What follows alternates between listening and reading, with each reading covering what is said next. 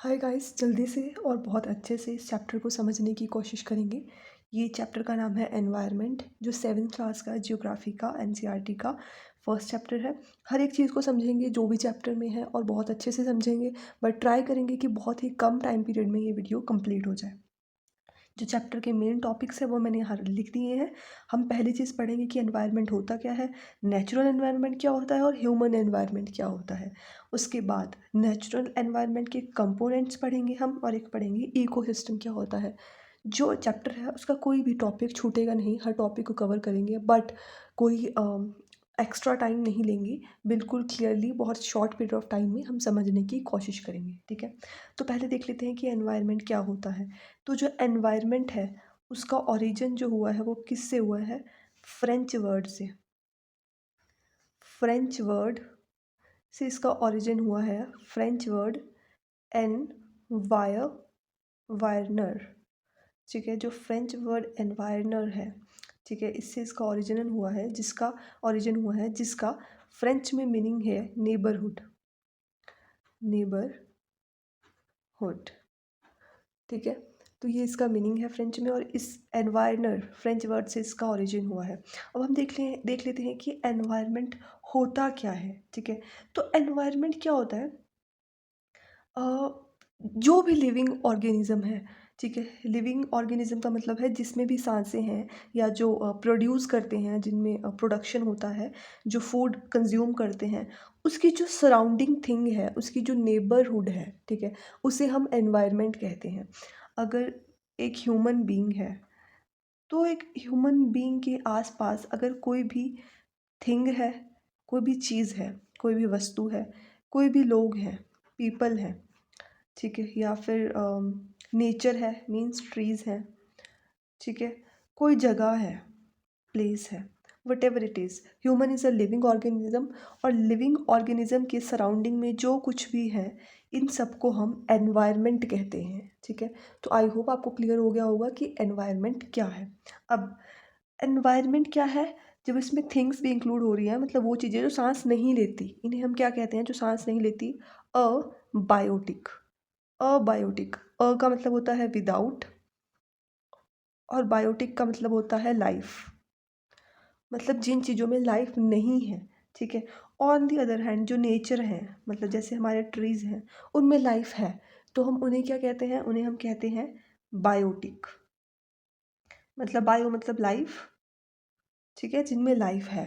तो मतलब जो एनवायरनमेंट है, दैट इज़ अ कम्बिनेशन, ठीक है, कम्बिनेशन है वो किसका? बायोटिक एंड अबायोटिक कंडीशंस और थिंग्स, ठीक है। आई होप आपको क्लियर हो गया होगा completely.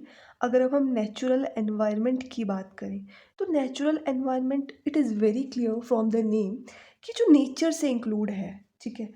What ever it is, whether it is land, whether it is water, whether it is trees, ठीक है, जो कुछ भी नेचर से इंक्लूड है उसे हम नेचुरल एनवायरनमेंट में इंक्लूड करेंगे, ठीक है। जैसे लैंड हो गया, वाटर हो गया, प्लांट्स हो गए, एंड एयर हो गई, ठीक है। ये सब मिलके क्या बनाते हैं? ये सब मिलके नेचुरल एनवायरनमेंट बनाते हैं, ठीक है। तो नेचुरल एनवायरनमेंट क्या होता है? जो भी नेचर होता है, what ever is in nature, whether it is land, whether it is air, water, animal, animals and plants, ठीक है, उन्हें क्या कहते हैं हम? नेचुरल एनवायरनमेंट कहते हैं, ठीक है। तो हम देख लेते हैं जो नेचुरल एनवायरनमेंट होता है ना, उसके कंपोनेंट्स होते हैं ये: lithosphere, hydrosphere, biosphere and atmosphere. अब हम देख लेते हैं कि लिथोस्फेयर क्या होता है। लिथोस्फेयर का अगर हम एक वर्ड में मतलब जानना चाहें, तो लिथोस्फेयर का मीनिंग होता है लैंड, ठीक है। लिथोस्फेयर का मीनिंग क्या होता है? लैंड। एयर, अगर हम एयर का एक वर्ड में मीनिंग जानना चाहें, तो एयर का नहीं, एटमॉस्फेयर का। तो एटमॉस्फेयर का मीनिंग क्या होता है? एयर, ठीक है। एटमॉस्फेयर का मीनिंग हुआ एयर, ठीक है। अब हम अगर हाइड्रोस्फेयर का एक वर्ड में मीनिंग जानना चाहें, तो होता है वाटर, ठीक है। और बायोस्फीयर का मीनिंग होता है जहाँ पे ये तीनों चीज़ें अवेलेबल हो। एक इंसान को या एक लिविंग ऑर्गेनिज्म को, बायो का मतलब क्या होता है, लाइफ, ठीक है। तो जीने के लिए क्या चाहिए होता है, हमें लैंड चाहिए होता है, हमें वाटर चाहिए होता है, हमें एयर चाहिए होता है, ठीक है। लैंड किस लिए, क्योंकि उसी पे ही प्लांट ग्रो होते हैं, उसी पे ही सब कुछ होता है, ठीक है। तो मतलब these things are very essential for a person to live his or her life. तो जहाँ पे ये तीनों चीज़ें मिल जाती हैं उसे कहते हैं बायोस्फीयर, ठीक है। तो आपको समझ आ गया होगा कि लिथोस्फीयर क्या है, ठीक है। आपको समझ आ गया होगा कि हाइड्रोस्फीयर क्या है, बायोस्फीयर क्या है और एटमॉस्फेयर क्या है, ठीक है। एटमॉस्फेयर एयर का मतलब है कि जहाँ पे सारी गैसेस हैं, जैसे ऑक्सीजन है, नाइट्रोजन है, कार्बन डाइऑक्साइड है, सभी गैसेस। वाटर की अगर हम बात करें तो हाइड्रोस्फीयर में इंक्लूड होता है ओशियंस हो गए, लेक्स होंगी, रिवर्स होंगी और डैम्स होंगे। जो कुछ भी इस पूरी अर्थ पे वाटर है वो सभी हाइड्रोस्फीयर का पार्ट है, ठीक है। और जितने भी इस अर्थ पे कॉन्टिनेंट्स हैं, ठीक है, मतलब लैंड है, वो सब किसका पार्ट है, वो सब लिथोस्फीयर का पार्ट है। आई होप आपको क्लियर हो गया होगा। अब अगर हम बात करें कि इकोसिस्टम क्या होता है, ठीक है। तो इकोसिस्टम क्या है कि अगर हम हैं ना, तो हम आपस में इंटरडिपेंडेंट हैं। चाहे आप प्लांट्स की बात कर लो, ठीक है, इकोसिस्टम देख लेते हैं क्या है। अगर आप प्लांट्स की बात कर लो, चाहे आप एनिमल्स की बात कर लो, ठीक है, और चाहे आप ह्यूमन बींग्स की बात कर लो, ठीक है, एंड उनकी सराउंडिंग्स, इन सब की सराउंडिंग्स, ठीक है, तो क्या है, आपस में इंटरडिपेंडेंट है। अब ये तीनों क्या है, लिविंग ऑर्गेनिज्म, लिविंग ऑर्गेनिज्म, ठीक है। बट इनकी सराउंडिंग क्या है, एक नॉन लिविंग ऑर्गेनिज्म। जैसे जो लैंड है that is a non living organism, ठीक है। तो जो ये लिविंग ऑर्गेनिज्म है और जो ये नॉन लिविंग ऑर्गेनिज्म है, ठीक है, ये आपस में क्या है, इंटरडिपेंडेंट है। तो जो इनका रिलेशन है आपस में, जो इन दोनों का आपस में रिलेशन है, दैट इज कॉल्ड इकोसिस्टम, ठीक है। तो हम क्या लिखेंगे कि plants, animal, human beings and their surroundings are interdependent on each other, और जो and this relation between the living organism and the non-living organism and their surrounding is called ecosystem. I hope आपको समझ आ गया होगा बहुत अच्छे से। अब हम बात कर लेते हैं कि ह्यूमन एनवायरनमेंट क्या है। तो देखा, ह्यूमन एनवायरनमेंट कुछ भी नहीं है। ह्यूमन एनवायरनमेंट का मतलब है कि जो चीज़ें ह्यूमन ने अपनी लाइफ को फैसिलिटेट करने के लिए बनाई हैं, ठीक है, नेचुरल एनवायरनमेंट की हेल्प से, that is called human environment, ठीक है।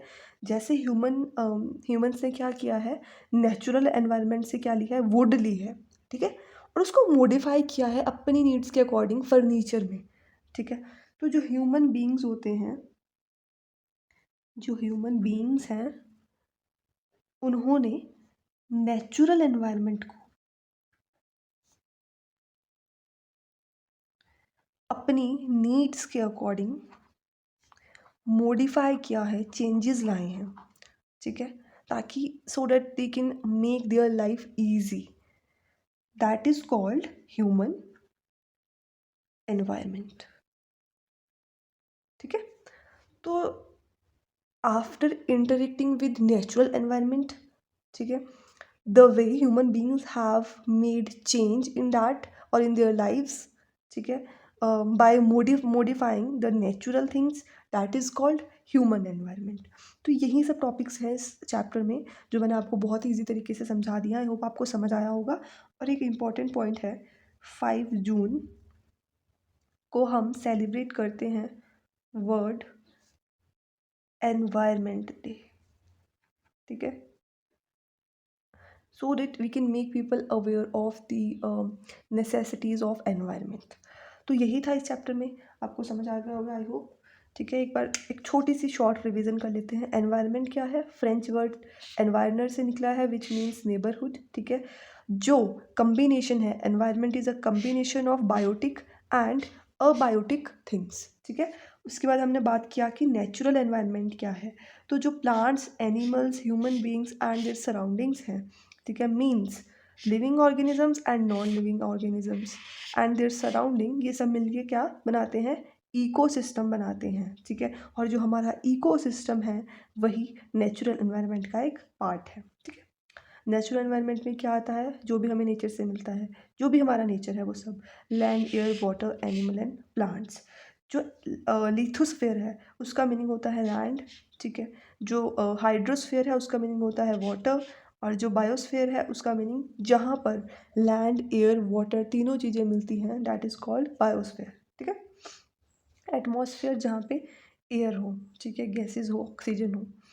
इकोसिस्टम हो गया होगा क्लियर। ह्यूमन एनवायरनमेंट, जो ह्यूमन ने नेचर को अपनी नीड्स के अकॉर्डिंग मॉडिफाई किया है, that is called human environment, ठीक है। 5 जून को हम वर्ल्ड एनवायरनमेंट डे सेलिब्रेट करते हैं। So this was all about this chapter. I hope you have understood it really well. Thank you very much for watching this video.